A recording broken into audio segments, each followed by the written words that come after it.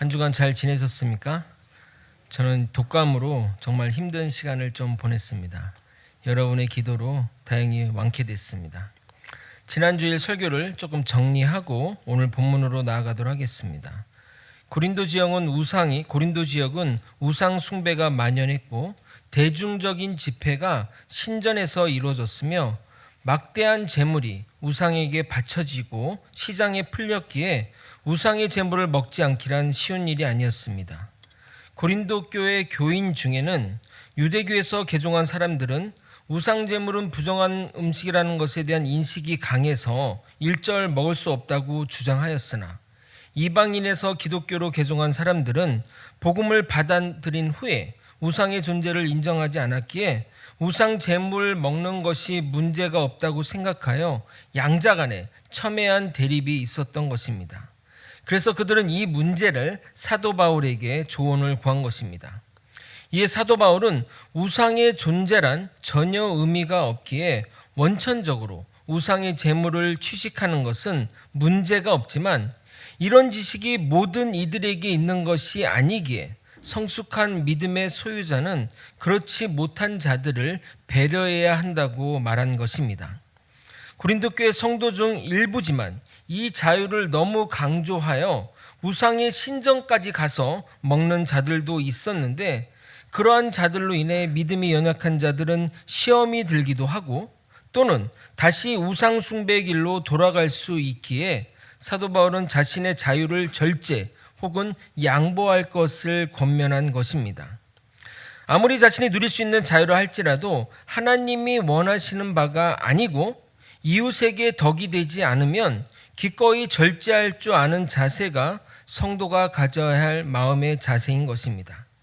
그래서 바울은 고린도 교회 우상제물 취식 문제는 사랑 없는 지식에 근거한 것임을 지적하고 지식보단 사랑으로 행하도록 권고하는 것입니다.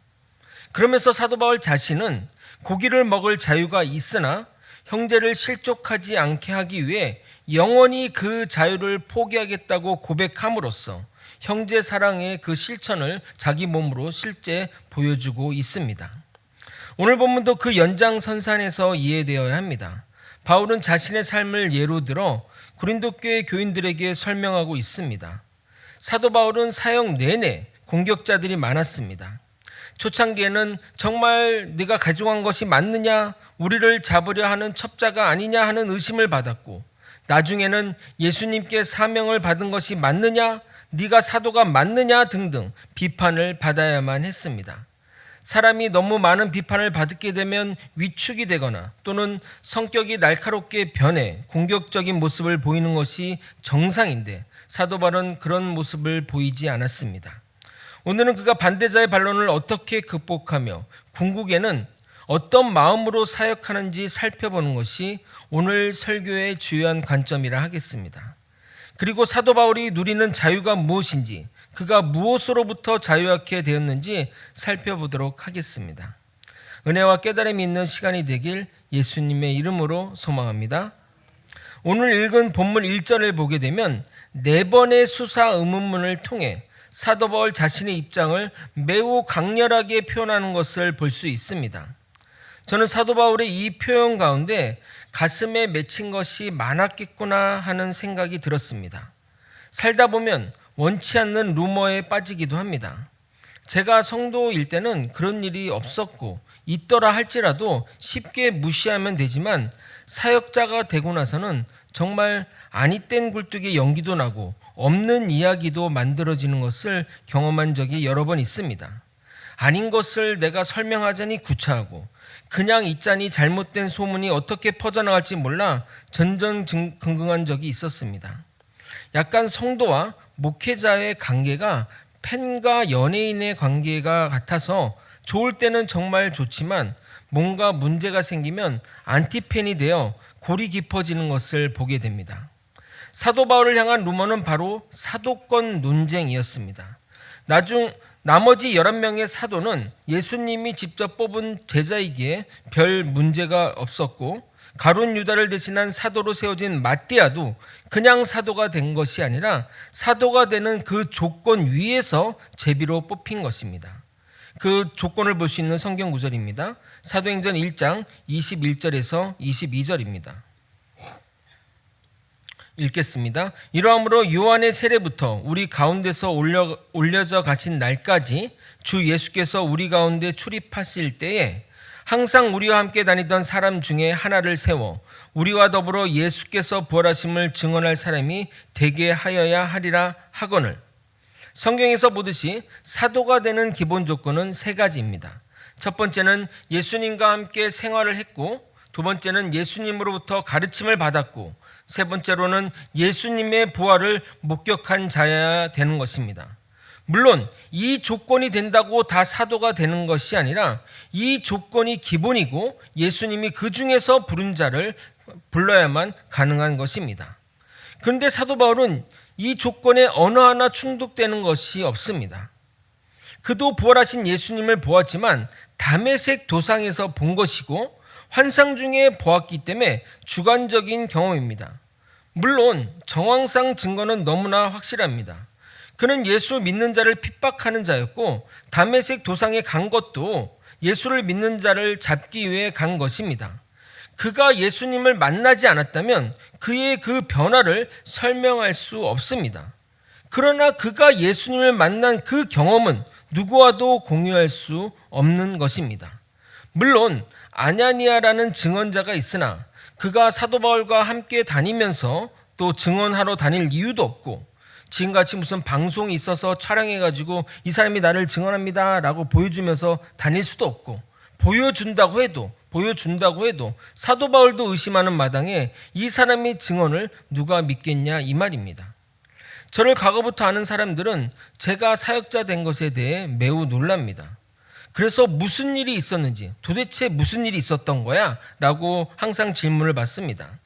나중에 이 부분에 대해서도 말할 기회가 있겠지만 제가 사역자가 된 간증을 듣고 놀라는 사람이 참 많습니다. 하지만 그것이 그 사람의 믿음으로 연결되지는 않습니다. 우리가 다니엘 기도의 간증을 듣고 도전을 받고 또 힘도 없고 용기도 없지만 믿지 않은 사람들에게는 아무런 감흥도 주지 못합니다. 왜냐하면 그 간증은 주관적이고 경험적이기 때문입니다. 객관적이고 실증적이라면 누구나 체험을 통해 확증하고 검증할 수 있지만 간증은 지극히 주관적이기에 남들과 공유할 수 없습니다. 그러므로 사도 바울은 예수님으로부터 사도로 부름 받았지만 객관적인 증거를 받지 못했기에 항상 그의 사역 가운데 꼬리표처럼 따라다닌 것이 당신이 사도가 맞느냐, 예수님이 부른 사람이 맞느냐라는 이 논쟁이었습니다. 그래서 그가 보낸 대부분의 서신서 서두에는 그리스도 예수의 사도로 부르심을 받은 바울이라는 말을 거의 해시태그처럼 이렇게 사용하는 것을 볼 수 있습니다. 아니, 사도로 부른 것과 또 부르지 않은 것과 무슨 상관이 있습니까? 하나님 일을 하면 됐지. 사도로 꼭 인정받아야 하나요? 의외로 사도 바울이 명예욕이 있었네요 라고 질문하실 분도 있으실 겁니다. 그러나 그렇지 않습니다. 복음을 전하는 것은 명분과 전하는 자의 배움의 정도가 매우 중요합니다. 신학 성경 저자 중에 가장 논란이 많이 되는 사람이 누구인지 아십니까? 그러니까 이 성경을 누가 썼는지 가장 많은 의심을 받는 사람이 누군지 아십니까? 바로 사도 요한입니다. 그가 쓴 요한복음은 당시 유행하는 그리고 너무나 어려운 헬라 이원론적 철학을 관통하며 기록했고 요한계시록은 그 어려운 묵시 문학을 기반으로 하여 많은 상징과 은유 가운데 기록되었기에 사도 요한에게 쓰기에는 무리가 따른다고 생각한 것입니다. 왜냐하면 사도 요한은 제자로 부름받기 전에 어부였기 때문입니다. 한 번 해병은 영원한 해병처럼 한 번 어부라고 영원한 어부도 아닌데 젊은 시절 어부일지라도 예수님으로부터 배우고 성장하고 그 오랜 시간을 복음을 전하고 배워왔기 때문에 그러한 책을 충분히 서술할 수도 있지만 일부 학자는 그렇게 보지 않는다는 것입니다. 반면 사도 바울은 당시 최고의 학벌인 최고의 학문인 가말리아 수하의 제자였기에 배움의 정도에 대해서는 누구도 의심하지 않지만 그러다 보니 그의 기록이 예수님의 기록이 아닌 사도 바울 자신의 기록이 아니냐 의심을 받기도 합니다. 그래서 자유주의 신학자 중에는 예수 그리스도의 복음이 아니라 사도 바울의 복음이라고 말하기도 합니다. 그러므로 사도 바울은 누구보다 예수 그리스도의 사도라 인정받는 것이 자신이 복음을 전하는 복음이 훼손되지 않게 하는 일이었습니다. 만일 제가 여러분에게 권위를 가지고 말씀을 전하고 있지만 저에 대해서 이런 소문이 돈다면 여러분은 어떨 것 같습니다. 아니, 홍 목사님 신학교 총신대 나온 걸로 알고 있는데 그거 아니래, 중퇴했대. 그리고 대학도 고려대도 아니고 고구려 대학교 나왔대 라고 한다면 여러분은 어떨 것 같습니까? 아마도 여러분이 듣는 이 말씀에도 영향이 미칠 것입니다. 안 들어갈까요? 전하는 자의 신분을 무시할 수 없습니다. 왜냐하면 사람은 외모를 보기 때문입니다. 사도 바울도 항상 이 문제로 답답했습니다. 예수님이 자신을 사도로 부르셨고 그래서 이 일을 감당하고 있는데 자꾸 사람들이 사도권을 의심하는 이야기를 하며 그가 전하는 메시지의 훼손을 가하기에 그러한 부분을 받아들일 수 없었습니다. 하지만 본인 스스로 사도라 주장하기에도 참 웃긴 일이라 답답한 상황이라 하겠습니다. 그러므로 사도 바울의 사도권 주장은 단순히 자신의 명예 때문이 아니라 자신이 전달하는 메시지와 매우 관련이 있습니다. 그래서 사도 바울이 자신의 사도권을 지키기 위해 어떠한 노력을 했는지 오늘 읽은 본문을 어떤 노력을 했는지를 보는 것이 오늘 읽는 본문의 핵심 내용이라 하겠습니다. 그럼 본문 1절을 함께 읽어보도록 하겠습니다. 함께 읽겠습니다. 시작. 내가 자유인이 아니냐 사도가 아니냐 예수 우리 주를 보지 못하였느냐 주 안에서 행한 나의 일이 너희가 아니냐. 한 절 안에 무려 4개의 수사 의문문을 사용했습니다. 수사 의문문은 주의를 환기하며 긍정의 답으로 이끌어가기 좋은 의문문이라 하겠습니다. 그의 질문 하나하나마다 청자가 아멘, 아멘 하고 나아간다면 참 은혜롭게 전달이 되나 만약 다른 답이 나온다면 매우 위험한 방법이 될 수 있습니다. 그래서 일반적인 서술의 방식보다 강력한 표현이라 하겠는데 사도 바울이 이렇게 말하는 이유는 자신의 사도권에 대한 강한 긍정을 나타내기 위해서입니다. 하나씩 살펴보면 사도 바울은 자유인이 맞고요. 사도가 맞습니다. 당연히 다메섹 도성에서 예수님을 보았고 우상으로 점철된 고린도 지역 사람들을 하나님을 믿는 사람으로 만든 것은 놀라운 일이니 이 모든 것이 사도 바울 사역의 열매라 하겠습니다. 바울 사도가 사도임이 다른 이들은 몰라도 고린도 교회 교인들은 부정할 수 없는 것이 그들이 사도 바울을 통해 그리스도를 영접했기 때문입니다. 그의 사도권을 부정하는 것은 그가 전하여준 메시지를 복음으로 받아들여 그리스도가 된 것을 부정하는 셈이기 때문에 그들은 부정할 수 없는 것입니다. 그는 어떻게 복음을 알게 되었을까요? 사도 바울은 예수님으로부터 말씀을 직접 배우지 않았고 다른 제자들로부터 배운 것도 아닙니다. 만약 그가 다른 사도들과 다른 복음을 가르쳤다면, 그러니까 사도들이 전하는 복음과 다른 복음을 가르쳤다면 그와 함께한 자들, 특히 바나바는 반드시 바울에 대해 반기를 들었을 것입니다. 사도들도 그리고 동역하는 사람들 가운데 문제가 없었다는 것은 그가 전하는 메시지가 전혀 문제가 없다는 것이고 그가 예수님을 다메섹 도상에서 만나 예수님의 복음을 받아들인 것이 명확하다 할 수 있습니다. 물론 이것이 가능하다라는 생각이 들겠지만 예수님이 사도로 부르시면서 아무런 준비를 시키지 않았을 리가 없습니다. 다메섹 도상에서 예수님의 말씀을 받아들인 이후 사도 바울은 아라비아 사막에서 3년 동안 있었던 적이 있었는데 그 기간을 통해 예수님의 복음을 제대로 정립한 것으로 여겨집니다. 그러므로 그의 사도권을 부정하는 것은 그가 전하는 메시지를 부정하는 것이고 그가 전한 메시지가 부정이 되면 그로 인해 복음을 받아들인 고린도 교회 성도들의 정체성을 부정하는 결과로 이어지게 됩니다. 더 나아가 사도 바울로 인해 개척되고 복음을 받아들인 수많은 사람에게도 영향을 미치는 문제라 절대 양보할 수 없는 문제인 것입니다. 그래서 사도 바울은 자신이 사도인 증거를 자신 사역의 열매로 증명하고 있는 겁니다. 당신들 고린도 교회 성도들의 그 열매, 당신들이 예수 믿지 않았습니까? 그것이 내가 사도됨을 증명하는 첫 번째 이유라고 이야기하고 있는 겁니다. 사도 바울은 자신의 사도권을 문제 삼는 무리들에게 다시 수사 의문문을 이야기하며 그들을 반박합니다. 매우 공격적일 수 있는 수사 의문문을 자주 사용하는 것은 자신의 주장을 강하게 표출하기 위함이기도 하지만 그 반대 세력의 의도 때문에 강하게 표현하는 것입니다. 요즘 정치권에서 자주 사용하는 방법이 바로 이것입니다. 메시지를 반박할 수 없을 때는 그 메신저를 반박하라입니다. 정쟁에서 이겨야겠는데 그들의 주장에 허점이 없다면 결국 그것을 주장하는 사람의 인신공격으로 나아가는 것입니다. 인간의 싸움은 항상 거기로 나아갑니다. 결국에는 각자의 주장을 가지고 논쟁하다가 인신공격으로 나아가기 때문에 끝이 아름다울 수가 없습니다. 사도 바울은 자신을 공격하는, 그래서 자신의 메시지를 훼손하는 세력들의 의도를 간파했기에 그들에게 허점을 주지 않으려고 노력하는 모습을 보입니다. 그런데 그 모습이 너무나도 처절하고 안타깝게 여겨집니다.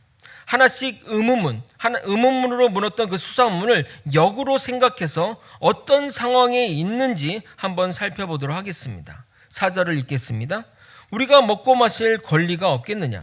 이 말은 누군가의 통제를 받으며 먹고 마셨다는 의미가 아니라 교회 공동체로부터 부양받을 권리를 말하는 겁니다. 일반적인 사도들은 사역 가운데 이러한 권리를 누리고 있었으나 바나바와 바울은 이런 수혜를 거부하고 자비랑 선교를 하였습니다. 그래서 자신들의 후원받을 권리가 없느냐고 물어보는 겁니다. 당연히 있다고 답이 될 것입니다. 5절입니다. 우리가 다른 사도들과 주의 형제들과 게바와 같이 믿음에 자매된 아내를 데리고 다닐 권리가 없겠느냐? 당시 사도들과 주의 형제들은 결혼한 사람이면 그 배우자와 함께 동행했으며 그 비용을 교회에서 부양해야 했습니다. 물론 바울은 우리가 독신으로 알고 있지만 처음부터 독신은 아니고 결혼했지만 다메섹 도상의 변화 이후로 아내가 떠난 것으로 추정합니다. 이후 그는 복음 전파를 매진하기에 결혼하지 않았음을 알 수 있습니다. 그러므로 이 말은 나도 결혼할 수 있고 아내도 데리고 다닐 수 있지만 복음을 위해 포기했다고 말하는 것입니다. 이어지는 6절부터 10절까지는 계속되는 목회자 후원 문제에 관련된 것입니다. 목회자가 교회로부터 부양받을 수 있는 권한은 목회자들이 복음 전파와 교회 섬기는 일에 전념할 수 있도록 배려하는 차원에서 제정된 것입니다. 그런데 사도 바울과 바나바는 교회의 후원 없이 스스로 일하면서 복음 전파 일을 감당했음을 알 수 있습니다. 그것을 이렇게 반어적으로 표현한 것입니다. 6절입니다. 어찌 나와 바나바만 일하지 아니할 권리가 없겠느냐? 나와 바나바도 일하지 않고 사역만 해도 된다고 말하는 것입니다. 그러면서 세상의 예 3가지 그리고 성경의 예를 각각 듭니다. 먼저 3가지 예는 자기 비용으로 군대를 나가는 사람이 없고 포도나무를 심고 가꾸면서 그 열매를 맛보지 않을 사람이 없고 양떼를 기르면서 양의 젖을 먹지 않을 사람이 없듯이 자신이 하는 일을 통해 생계를 보장받는 것이 당연하다고 주장하는 것입니다. 청교도 신학자 찰스 핫지는 만약 군인이나 농부나 목자에게 본업으로 이 일을 하되 보수가 없으니 생계는 알아서 하라고 요구한다면 그들을 강도로 만드는 것과 다를 것이 없다고 말합니다. 목회도 마찬가지입니다. 사도 바울처럼 우리도 자비량으로 해야겠다고 주장하면 여러 가지 해결해야 할 과제가 많아질 것입니다. 목회의 질적 저하는 물론 교회 공동체의 파열음이 날 것입니다. 단순히 비용 문제로만 접근해서는 안 되는 일이 목회의 일이기 때문입니다. 가장 비용을 절감하는 방법은 매주일 다양한 목사를 초청해서 설교 듣는 방법일 것입니다. 어느 교회가 담임 목사 청빙의 어려움을 겪고 나서 청빙을 좀 미루고 이런 식으로 1년간 운영했다고 합니다. 처음 성도들은 다양한 분들의 설교를 들어서 좋아했고 장로님들 사이에서는 비용을 덜 들어서 좋아했으나 점점 성도들이 줄기 시작했고 문제가 드러날 쯤에는 뼈마디만 남을 정도로 심각한 상태가 되었다고 합니다. 목회가 단순히 주일 예배만 드리는 것으로 완성이 된다면 이런 방식도 괜찮을지 모르지만 예배와 목양을 통해 한 영혼이 전 인격적으로 만들어져 가는 것이기에 상업적 논리로 접근해서는 답이 나오질 않습니다. 많은 전문가가 코로나 이후로 가장 염려하는 것이 바로 이것, 예배의 붕괴입니다. 예배란 우리의 시간과 노력과 정성을 들여 하나님께 경배하는 것인데, 영상 예배는 주님이 주시는 은혜는 받되 예배자는 주님을 향한 어떤 것도 바치지 않는 것이기에 이것을 예배라 할 수 있는지 의문이 들며, 이것이 오래되면 성경의 지식은 늘어가겠지만 우리의 믿음은 현저히 떨어질 것입니다. 이어서 바울은 율법을 인용하며 권리 주장을 강화합니다. 8절부터 10절까지를 여러분이 한번 읽어보도록 하겠습니다. 함께 읽겠습니다. 시작. 내가 사람의 예대로 이것을 말하느냐? 율법도 이것을 말하지 아니하느냐? 모세의 율법에 곡식을 밟아 떠는 소에게 망을 씌우지 말라 기록하였으니 하나님께서 어찌 소들을 위하여 염려하심이냐? 오로지 우리를 위하여 말씀하심이 아니냐? 과연 우리를 위하여 기록된 것이니 밭가는 자는 소망을 가지고 갈며 곡식 떠는 자는 함께 얻을 소망을 가지고 떠는 것이라. 그러니까 인간 세상에서 있었던 세 가지 예를 들고, 그리고 성경의 율법의 예를 또 드는 겁니다. 성경 율법도 일하는 자에게 보수를 줘야 한다고 말한다고 시작합니다. 일반적인 세상 상식뿐만 아니라 하나님의 율법도 이것을 지지한다고 말하는 것입니다. 곡식을 밟아 떠는 소의 입에 망을 씌우면 정작 소는 일하면서 곡식을 먹지 못하는 비인도적인 처사가 벌어지게 됩니다. 그래서 하나님은 그렇게 하지 말라고 이야기하셨습니다. 그 말은 그 소에게 대한 말이라기보다 그 당시 노예나 집에서 부리는 하인들에게 하는 이야기였던 겁니다. 소가 아무리 말 못하는 동물이라도 그렇게 해서는 안 되는 것처럼 연약한 자, 힘없는 자를 비인격적으로 대우하지 말라는 것입니다. 더 나아가 사도 바울은 이 의미에서 밭가는 자나 곡식 떠는 자도 나중에 보상의 열매를 얻을 것을 기대하는 것처럼 우리도 그런 기대를 갖는 것이 결코 문제가 되지 않는다고 말하는 겁니다. 그러면서 마지막으로 이렇게 마무리합니다. 11절입니다. 우리가 너에게 신령한 것을 뿌렸은즉 너희의 육적인 것을 거두기로 과하다 하겠느냐. 바울이 전한 복음으로 인해 고린도 교인이 그리스도인이 되었습니다. 그러기에 여러분에게 복음을 전하고 거룩한 영적 선물을 심었는데 여러분에게 물질적인 것을 일부 거둔다고 그것이 지나친 일이 될 수 있느냐고 묻는 것입니다. 마지막으로 사도 바울은 예를 또 제시합니다. 12절을 읽기 전에 13절, 14절을 먼저 읽겠습니다. 아마도 바울은 자신의 주장을 펼치다가 다른 예가 생각이 나서 결론을 얘기하다가 다시 예를 든 것 같습니다. 12절과 순서를 바꿔 읽으면 그 논리 전개가 용이하다는 겁니다. 13절, 14절 읽어드리도록 하겠습니다. 성전의 일을 하는 이들은 성전에서 나누는 것을 먹으며 제단에서 섬기는 이들은 제단과 함께 나누는 것을 너희가 알지 못하느냐. 이와 같이 주께서도 복음 전한 자들이 복음으로 말미암아 살리라 명하셨느니라. 유대인 성전에서 일하는 사람들은 성전에서 나는 것으로 먹으며 이방 신전에서 일하는 자는 이방 신전에서 나는 것을 먹습니다. 종교에 상관없이 이러한 일을 하는 자들에게 주어지는 보수가 있음을 나타내는 것입니다. 이어서 14절은 예수님도 우리에게 복음 전하는 자는 복음으로 말미암아 살라고 명하였습니다. 이 의미는 의인은 믿음으로 살리라 이런 선언적인 의미가 아니라 그런 의미가 아니라 복음을 전하는 자는 복음에서 나오는 것으로 살라는 의미로 누가복음 10장 7절의 말씀을 멋있게 표현한 겁니다. 일하는 일꾼은 일하는 곳에서 그 삭을 받는 것이 마땅합니다. 이렇게 사도 바울은 세 가지 측면에서 자신들이 고린도 교인들에게 후원받을 권리가 있음을 명확하게 제시하고 있습니다. 그러면 왜 사도 바울은 마땅히 교회로부터 후원을 받아야 하는데 왜 받지 않는 것일까요? 그것에 대한 답이 12절에 있습니다. 12절을 여러분과 함께 읽도록 하겠습니다. 함께 읽겠습니다. 시작. 다른 이들도 너희에게 이런 권리를 가졌거든 하물며 우리일까 보냐. 그러나 우리가 이 권리를 쓰지 아니하고 범사에 참는 것은 그리스도의 복음에 아무 장애가 없게 하려 함이로다.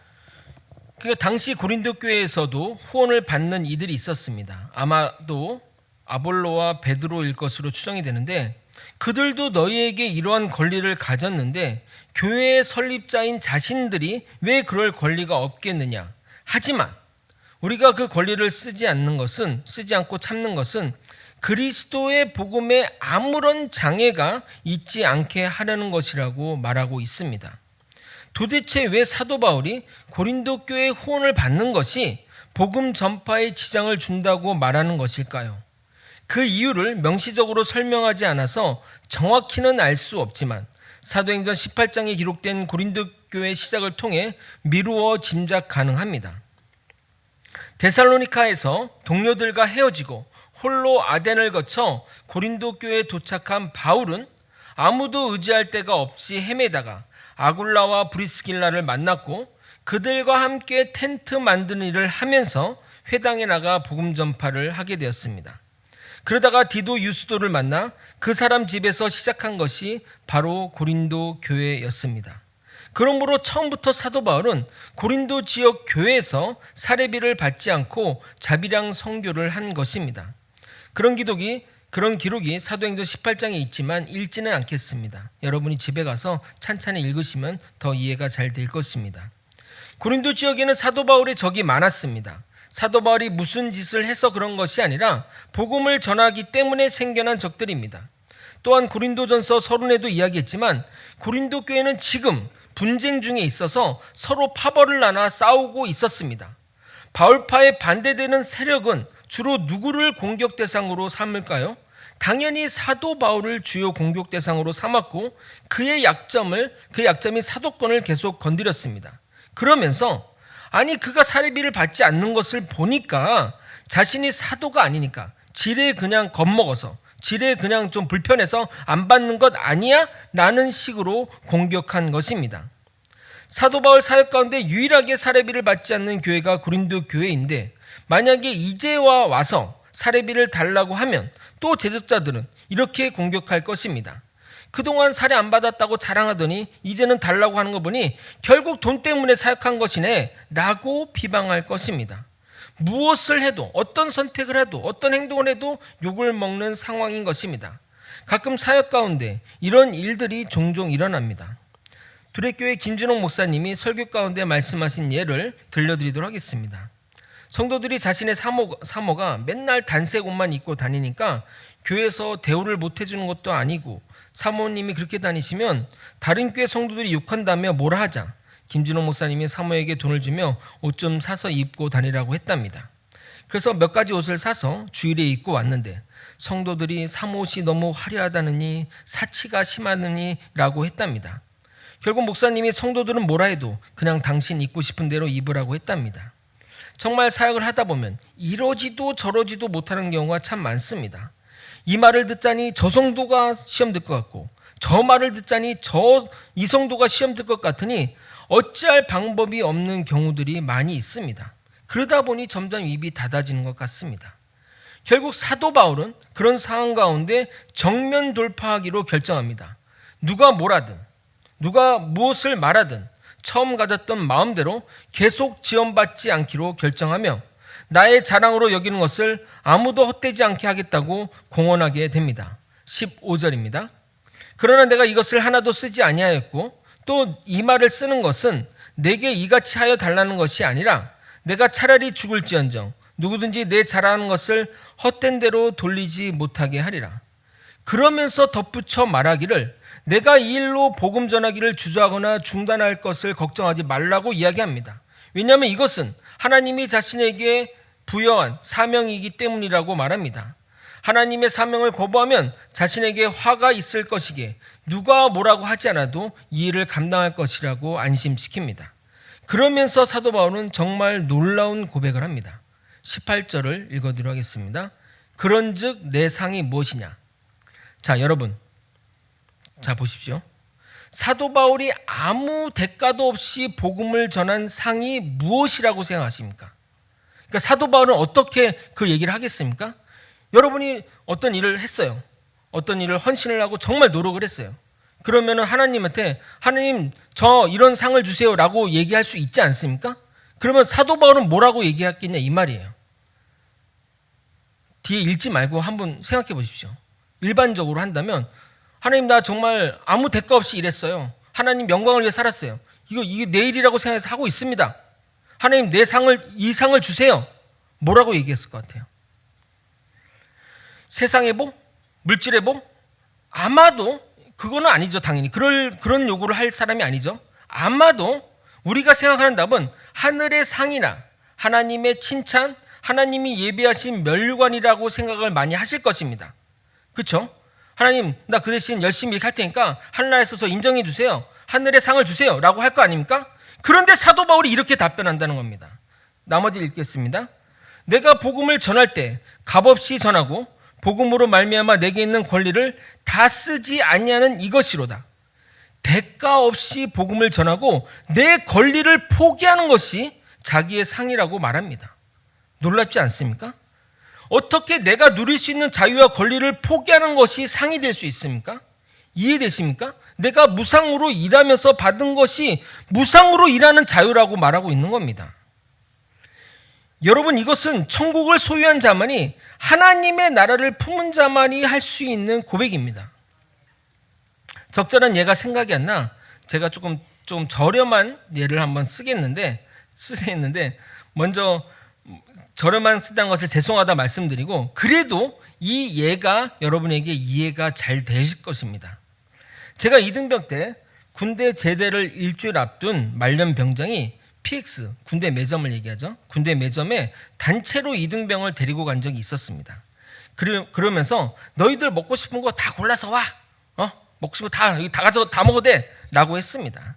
그래서 먹고 싶은 거 이것저것 골라서 막 전자레인지 데피고 막 뭐 냉동식품 막 돌리고, 군대 가보시면 무슨 말인지 아시죠? 막 데피고 막 한 상 차렸습니다. 뭐 그래봐야 뭐 2, 3만 원, 뭐 3, 4만 원 정도인데, 그래가지고 펼고, 그래서 먼저 병장님 먼저 드세요라고 했는데 그 병장이 이렇게 얘기하는 겁니다. 아니야, 괜찮아. 너희들 먼저 먹으라고 사양했습니다. 그리고 다 먹을 동안 흐뭇하게 웃으면서 우리를 바라보던 기억이 납니다. 그 병장이 너희가 먹는 모습만 봐도 배부르다고 했는데 그때는 그 의미를 몰랐는데 제가 말년이 되니 그 의미를 알겠더라고요. 누릴 수 있음에도 누리지 않을 수 있는 자유, 그게 바로 사도 바울의 상인 것입니다. 천국을 소유한 사람은 이 땅의 것에 의미를 두지 않고 주님과 함께할 천국을 기대하며 지금 내게 주어진 작은 보상에 집착하지 않고 하늘의 양식과 영광을 위해 살아가게 됩니다. 그런 의미에서 사도 바울은 주님이 동행하며 천국을 마음에 품은 자라 하겠습니다. 그래서 당연히 누릴 권리를 쓰지 않으므로 진정한 자유자가 된 것입니다. 사도 바울은 진정한 자유자입니다. 말씀을 정리하겠습니다. 사도 바울은 자신이 사도이며 세상의 일반적인 관습, 성경율법의 말씀, 그리고 성전 봉사자를 예언하는 모습과 예수님의 말씀을 통해 명백하게 주어진 사도의 특권이 있음에도 그것을 사용하지 않은 것은 교회 공동체의 덕을 세우기 위함이라고 강조합니다. 사도 바울은 사소한 물질 때문에 복음의 장애가 되는 것을 원치 않았습니다. 그렇게 말하는 사람이 소수라 할지라도, 그렇게 비판하는 사람이 소수라 할지라도 그 사람을 위해서 기꺼이 자신의 권한을 포기할 줄 아는 자가 바로 바울입니다. 그런데 사도 바울은 더 놀라운 고백을 합니다. 이런 자신에게 상이 있는데 그것은 내가 누릴 수 있는 것을 누리지 않는 자유라는 겁니다. 고린도 교회 성도 중에는 자유라는 이름으로 다른 사람이 어떻게 되든 상관없이 내가 하고 싶은 대로 하는 것이 자유라 생각하며 행동했는데, 사도 바울은 자신에게 주어진 것을 충분히 누려도 되지만 그것을 포기할 수 있으니 얼마나 자유롭냐고 반문하는 것입니다. 우리는 그동안 누릴 수 있는 것을 자유라고 했지만 누릴 수 있음에도 누리지 않는 자유를 생각해 본 적은 없었습니다. 그런데 잘 생각해 보면 누릴 수 있음에도 누리지 않는 것이 더 자유가 아닌가 생각해 봅니다. 엄청난 자유, 놀라운 자유라 하겠습니다. 우리는 진리 안에서 자유가 된 자입니다. 우리는 주 안에서 자유한 자들입니다. 그렇기 때문에 모든 것을 할 수 있고 모든 것을 안 할 수 있는 것입니다. 주님이 주시는 이 놀라운 자유를 누리는 저와 여러분이 되시길 예수님의 이름으로 소망합니다. 오늘 찬양은 과거에 불렀던 찬양 반주해 주세요. 오늘 설교와 맞는 부분이 있어서 골랐습니다. 우리가 이 땅에 땅을 붙이고 살지만 궁극적으로 하늘의 소망을 품고 살아갈 존재입니다. 다 함께 찬양하시겠습니다. 나 지금은 비록 땅을 버타며 살지라도 내 영혼 저 하늘을 디디며 사네. 내 주님 계신 눈물 없는 곳 저 하늘에 숨겨둔 내 소망 있네. 보고픈 얼굴들 그리운 이름들 많이 생각나. 때론 가슴 터지도록 기다려지는 곳 내 아버지 넓은 품 날 맞으시는 저 하늘에 쌓은 내 소망 있네. 주님 그 나라에 이를 때까지 순례의 걸음 멈추지 않으며 어떤 시련이 와도 나 두렵지 않네. 주와 함께 걷느니 주님 그 나라에 이를 때까지 주님 그 나라에 이를 때까지 순례의 걸음 멈추지 않으며 어떤 시련이 와도 나 두렵지 않네. 주와 함께 걷느니 한 번 더 주님 그 나라에 이를 때까지 주님 그 나라에 이를 때까지 순례의 걸음 멈추지 않으며 어떤 시련이 와도 나 두렵지 않네. 주와 함께 걷는 이 길에 세상은 돈이 많거나 권력이 높거나 또 가진 것이 많으면 누릴 수 있는 것이 많습니다. 그러나 우리 그리스도인들은 예수를 믿기 때문에 누릴 수 있음에도 그것을 포기하고 하나님의 상으로 돌려드리는 믿음의 사람이 되어야 할 줄 믿습니다. 여러분에게 누릴 수 있는 자유가 무엇입니까? 여러분이 할 수 있는 것이 무엇입니까? 그것을 주님을 위해서 포기할 수 있습니까? 그렇다면 여러분은 정말 자유로운 자라 할 수 있습니다. 예수 안에서 자유로운 자가 되기를 소망하며 주님의 이름만 부르고 통성으로 기도하시겠습니다. 주여! 하나님 아버지, 주님을 위해서 나에게 허락된 모든 것들을 다 포기하고 온전히 주님의 영광을 위해 살아가게 도와주옵소서. 아버지, 나는 그동안 내 것을 포기하는 것이 손해라 생각하고 희생이라 생각했는데 아니요, 그것이 상이라고 이야기하고 있습니다. 그것이 자유라고 얘기하고 있습니다. 아버지, 주님이 허락하신 모든 것 중에 내가 할 수 있는 것이 너무나 많지만 그럼에도 불구하고 주의 영광을 위해 또 주의 백성들을 위해서 그것을 포기하고 그것을 상으로 여기며 자유로 여기는 정말 진정한 자유자가 되는 믿음의 사람들이 되게 도와주시옵소서. 우리의 믿음이 계속해서 성장하기 원합니다. 우리의 믿음이 더욱더 주님을 향해 나아가기 원합니다. 사도 바울이 나아갔던 그 경지까지 우리도 그렇게 나아가서 내가 포기하는 것을 자유라고 얘기하며 내가 포기하는 것을 상이라고 얘기하며 주님께 영광 돌려드릴 수 있는 우리가 될 수 있게 도와주시옵소서. 충분히 누려도 되고 누구도 얘기할 수 없는 그 권리를 아버지 당당히 주님께 올려드리며 아버지 그것을 기쁨으로 여기는 믿음의 사람들 되게 도와주시옵소서. 아버지, 우리 거제 소망교회 성도들 믿음이 하나씩 성장하여 아버지 정말 주님을 닮은 믿음으로 나아갈 수 있게 도와주옵소서. 아버지, 정말 내가 포기하는 것을 희생이라 생각하지 않고 주님이 주시는 자유라 생각하며 주님이 주시는 상이라고 생각하며 나아갈 수 있도록 이끌어 주시옵소서. 내가 바라는 것은 이 땅을 밟고 있지만 하나님과 동행하며 하나님과 소망하며 하나님과 함께하는 것임을 아버지 명심하게 도와주시고 이 순례의 길을 마칠 때쯤 주님 품에 안겨 주님이 주시는 그 놀라운 상을 누리며 살아갈 수 있게 도와주시옵소서. 주님, 우리의 믿음이 더욱더 성장하여 진정한 자유자가 될 때까지 우리를 이끌어 주시옵소서. 주님의 믿음 안에 살아가며 아버지 우리가 누릴 수 있는 자유를 주님께 돌려드리고 또 이웃을 위해 포기할 때 그것이 나의 상이고 나의 자유라고 선포할 수 있는 우리 믿음의 그 높은 경지로 나아갈 수 있도록 이끌어 주시옵소서. 그 길에 주님 동행하여 주시고 주님만 우리는 바라보며 나아가겠습니다. 사랑이 많으신 예수 그리스도 이름으로 기도드리옵나이다. 아멘. 지금은 우리 구주 예수 그리스도의 은혜와 우리 하나님 아버지의 크신 사랑과 성령 하나님의 감동감화 교통 역사하시는 귀한 은총이 내가 누릴 자유를 기꺼이 포기하고 주님을 위해 이웃을 위해 거부하고 진정 자유의 삶을 누리고자 하는 성도의 마음과 영혼과 육신의 건강과 그 가정과 사업과 직장과 모든 것 이에 이제로부터 영원히 함께 있을지어다. 아멘.